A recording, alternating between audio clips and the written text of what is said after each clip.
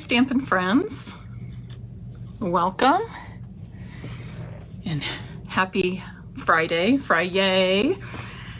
It's been kind of a long week, but that's okay. Being busy is a good problem to have, I always say, and I'm fortunate to have this job that I love. I know we're going into the weekend, but I'll be working nonstop.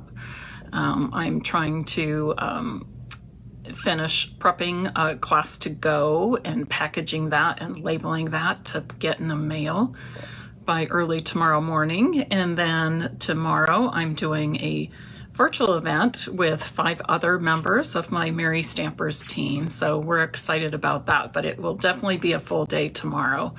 And I'm sure I'm going to be working into the evening with other things I have going on. And then Emily will be home Friday. No, today's Friday. Emily will be home Sunday. So I'll take a little bit of a break with her and watch part of the Super Bowl with her at Andrea and John's, and then start another work week. So busy, but it's all good. So if you were not with me on my business page, Stampin' Piece with Mary Nabe, you probably missed seeing the demonstration of the 2-step stamping using the A Touch of Ink stamp set, which is one of Stampin' Up's celebration stamp sets. You can get that free with a $100 order. But you'll want to go back and look at that from Wednesday on Stampin' Piece with Mary Nabe.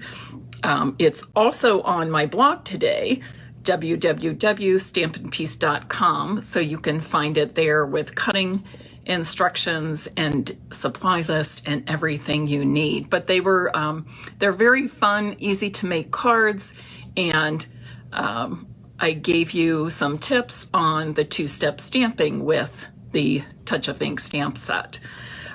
Today, I'm going to be focusing on one product from the Love You Always suite in our mini catalog, and that is the True Love Designer Series paper. True Love Designer Series paper is all black and white. On the front side, you have different florals, and on the back, you have different geometric patterns and shapes. So lots of fun to work with, and the 2 very different sides make this very versatile. It's also great paper for making what I call projects that are black and white with a pop of color. And today you'll see that my pop of color is real red. I'm making a Valentine pop-up card in very traditional Valentine colors, black, white, and red. So first of all, I'll show you really quickly what the card is. Here's the front of the card, and then I told you we would be making a pop-up card. So here, I'll lay it flat so you can see what the recipient sees when they open their pop-up card. So let me flip my camera around and we'll get started. I'll show you how to make that pop-up card. It really is quite easy, and once you do it, you're going to want to make more and more and more. So let me now flip my camera around. It'll just take a few seconds. As I said, I would be featuring products from the Love You Always suite, and this can be found on pages 10 through 13 of our mini catalog. I'm using the True Love Designer Series paper today, and I'm also pulling in the Be My Valentine. Is that what I have? Yes, Be My Valentine stamp from the Always in My Heart stamp. You've seen me use lots of these products, really all of them, in recent Facebook Lives. So go ahead and check my blog, www.stampinpiece.com, for more creative inspiration using the Love You Always suite. So once again, a quick look at the finished card that I'll be showing you how to make. Now, in essence, when I make a pop-up card, I'm actually using 2 card bases. an outer card base and an inner card base. And the inner card base I cut just a little bit smaller than the original. So let me show you what I have, and then I'll show you how to build this. So you'll need a regular size card base that measures 5.5 by 8.5 inches. Score at 4 1/4 on the long side, and you'll fold that in half. I have another card base that measures 5 1/4 by 8 1/4 inches. So you're cutting off 1/4 inch on each side, each one long side and one short side. So 5.5 by 8.5, and this is 5 1/4 by 8 1/4. And you're going to score this one at 4 1/8 inch on the long side. You'll want to go over that score line and make a nice solid crease. And then I want you to use a pencil and a ruler or some kind of measuring tool.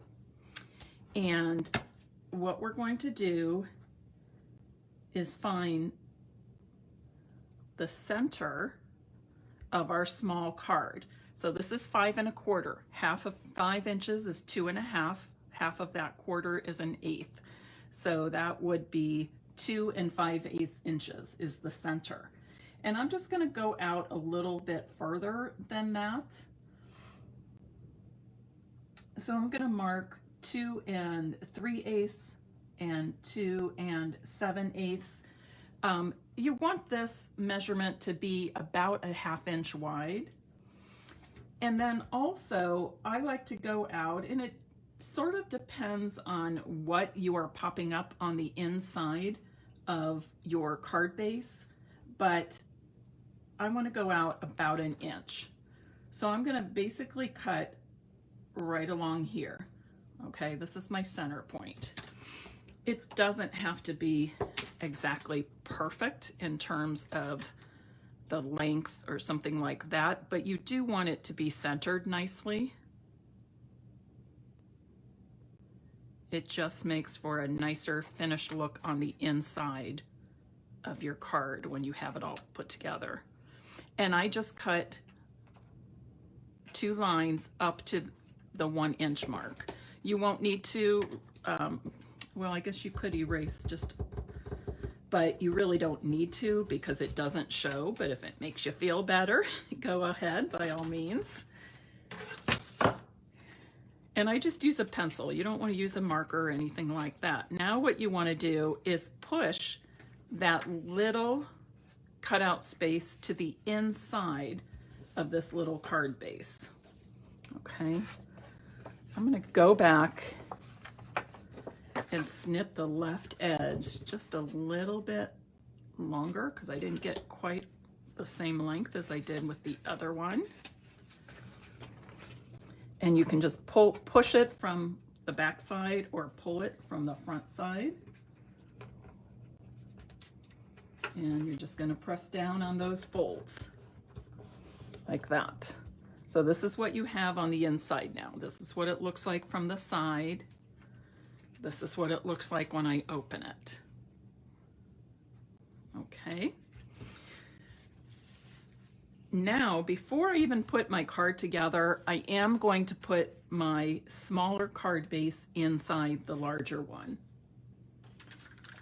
So on the what is going to be the bottom, I'm going to go all around. Because this is a fun fold, I am putting extra adhesive all the way around. And you do want to get pretty close to that cutout. Now when you lay it on the inside card base to the outer card base, you want to go close to that fold, but not in the fold. Kind of have it butting up against the fold. And I'll hold this up to the camera so you can see what I mean.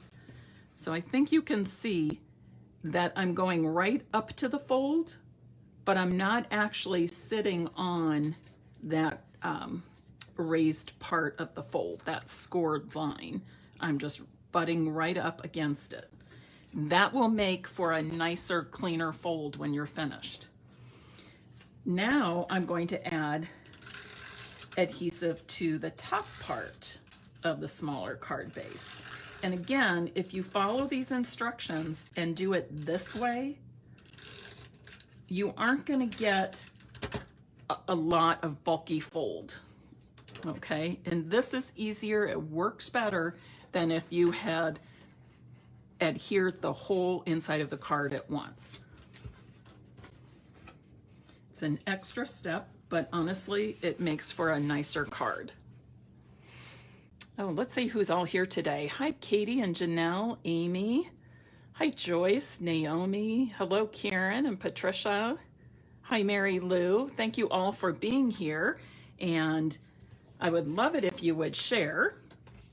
You can share during the video or you can share afterwards as well.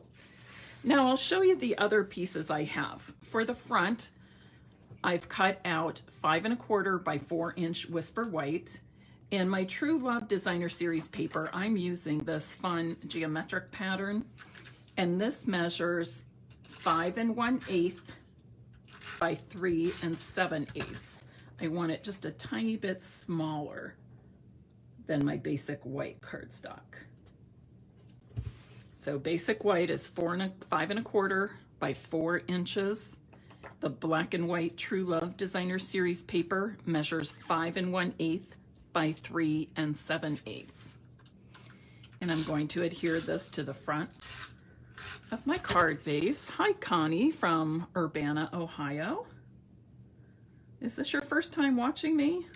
Anybody on for the first time with me? If you don't already know, I'm in Westerville, Ohio, which is a suburb which is northeast of the city of Columbus. So welcome everyone. I have 2 1/2 inch strips, okay? They are different lengths. This one measures 5 1/8 inches long because I want it to be the same size as, same length as my Designer Series paper on the front.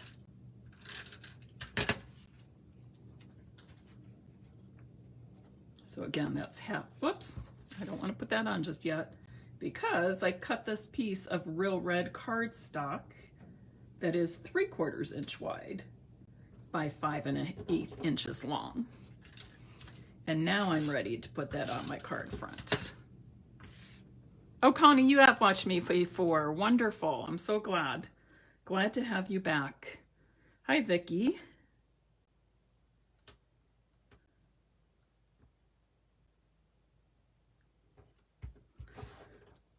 And then with this 1/2 inch by 5 1/4 inch strip, I'm going to put this on the inside of my card, just for a little added interest. Now on this one, I put it all the way at the bottom of the white cardstock.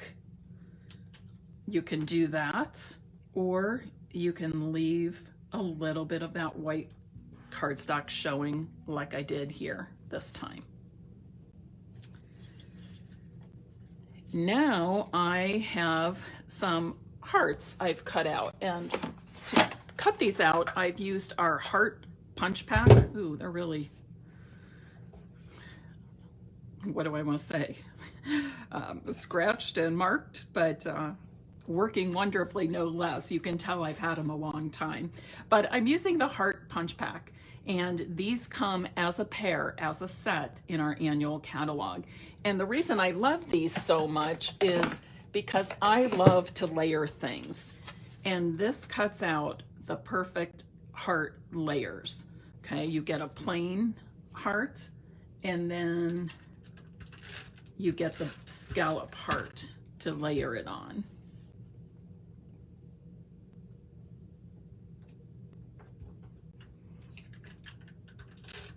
And of course, the heart punch pack is wonderful for Valentine's Day.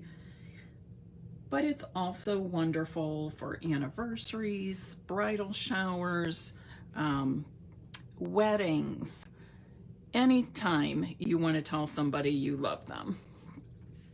So I'm going to put this one on the front up on dimensionals.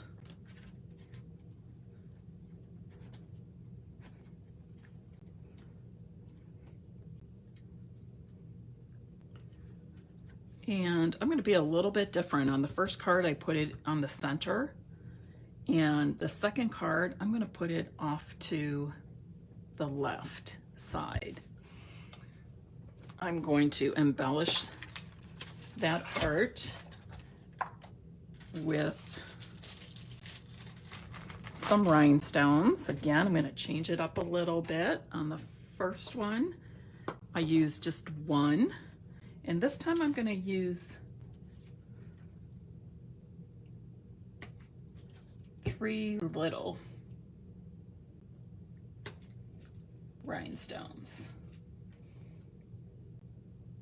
I love using my take your pick tool, that putty end, because I can pick these up easily and place them exactly where I want them on my card. Now I have one more heart that I want to adhere to the inside to make my pop-up. Before I adhere this though, I'm going to, and I don't, oh, here's the piece I cut. I was gonna say, I know I cut this out. I went ahead and cut this out with my die from the floral, I have to think about this, Floral Heart Dies collection. Okay, Floral Heart Dies collection. I love this banner. It will fit so many of our sentiments that are in other stamp sets. So I know that I'll be pulling this out from that Floral Heart die collection quite often to use with other sentiments from other stamp sets. So I love it. But I did cut this out previously. And now I'm going to stamp Be My Valentine in here. And it actually goes this way. Since I'm using a very narrow stamp, I just like to stamp or tap the ink, tap the stamp to the ink pad along one of the edges instead of right in the middle of the ink pad. This helps me use up my ink a little more evenly, and it prevents me from getting extra ink around the edges of my clear block. So just a little tip for you on that. Now, when you cut out this banner, there are cutting lines, there are stitched marks, and then there's these 4 little scoring lines. These scoring lines are there to give some added dimension to your banner. And you just fold them, and I tend to fold them each way and then fold it really solid in a Z fold. So just back and forth, and then the same thing with that second one, and then do the Z fold and just press them together nicely like that. And now it gives it some added dimension, makes it look like it's more of a wavy banner. I'm going to adhere this to my heart before I put the heart on my pop-up. Okay.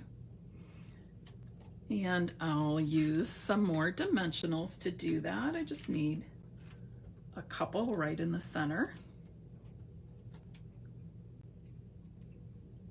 Have any of you made pop-up cards before? Yes, black, white, and red. Very classic color combination, Vicki. Always a favorite of mine. Not sure I want it curving upward so much there. Now to adhere this, I only want